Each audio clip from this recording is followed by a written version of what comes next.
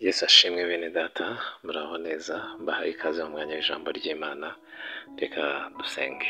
Mana yacu, tugushimiye ko duhaye amahirwe yo kumva ijambo ryawe. Ni umugisha ukomeye kumenya iby'ubwiru bwawe, abanyemerera Mwuka Wera duhishurira ubwo bwiru, ndetse anatubashishe gukora ibikiri ijambo ridutumweho uyu munsi. Tubisabye twizeye mu izina rya Yesu Kristo. Amen. Uyu ni umunsi wa kabiri w'icyumweru. Muri iki cyumweru turimo turaganira ku mwifato ukwiye bajya mu ijuru. Avuga ko bajya mu ijuru ni benshi, ariko by'umwihariko abo ngabo bakwiriye, hari umwifato wabo, hari uko babaho. Nibyo turimo tuganiraho kino cyumweru. Nibyo turi kuganira n'ibishingiye ku ijambo ry'Imana. Uyu munsi rero wa kabiri turasoma ijambo ry'Imana, dusanga mu byakozwe n'intumwa ibice 22 umurongo wa 15 ndetse n'uwa 16. N'amagambo yavuzwe na Pawulo ubwo yari arimo yiregura.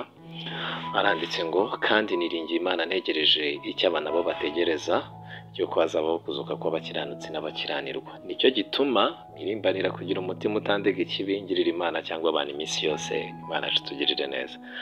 Pawulo ni igihe abayuda bari barimo bamurega ku batware b'abaromani, hanyuma ahagaze imbere y'umutware w'umuromani aramubwira ngo aba bari kundega, ibyo biringira nanjye nibyo niringira, yuko hazabaho kuzuka kw'abakiranirwa nuko abakiranutsi. Arimo avuga iby'umunsi w'imperuka. Aravuga ati aba rwose abo bona bari kundega biringiye ko hazabaho umunsi w'imperuka. Ati nanjye nibyo niringiye, ariko njyeweho, avuga we ko harimo itandukaniro. Aravuga njye si ukubitekereza no kubyibwira ko hazabaho umunsi w'imperuka gusa, ahubwo njye hari ikintu nkora, mirimbanira kugira umutima utandega ikibi, yaba imbere y'abantu ndetse n'imbere y'Imana. Imana tugire neza. Kumenya ayo makuru y'uko hazabaho umunsi w'imperuka sinabifashe nk'ibintu bisanzwe, ahubwo byanteye guhirimbanira kugira umutima utandega ikibi, yaba imbere y'abantu ndetse n'imbere y'Imana. Iby'umunsi w'imperuka ababizi ni benshi pe, ni benshi cyane. Muri abo babizi harimo abakiranirwa, hakabamo n'abakiranutsi. Imana tugirire neza.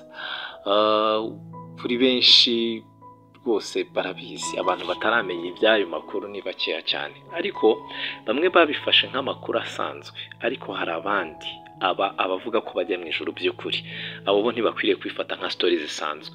Kumenya amakuru y'uko hazaba umunsi w'imperuka ni kimwe, ariko kandi twibaze ngo hirya yo kubimenya nakoze iki maze kubimenya. Imana tugirire neza. Nk'uko mbivuze, abaza ayo makuru ni benshi cyane, ariko se kumenya ayo makuru byaguteye gukora iki? Imana tugirire neza. Woweho rero wumvishe rino jambo, ugire kuri Pawulo, kumenya ibyo umunsi w'imperuka bigutere guhora uhirimbanira kugira umutima utakurega ikibi, kuko ari byo bikwiye abajya mu ijuru. Wowe ugize umugisha wo kumva aya makuru, ubifata nk'ibintu bisanzwe, ahubwo ujye uhora uhirimbanira kugira umutima utakurega ikibi, yaba uko ubanye n'abandi cyangwa se uko ubanye n'Imana, mu mubano wawe n'Imana cyangwa se mu mibanire yawe n'abandi.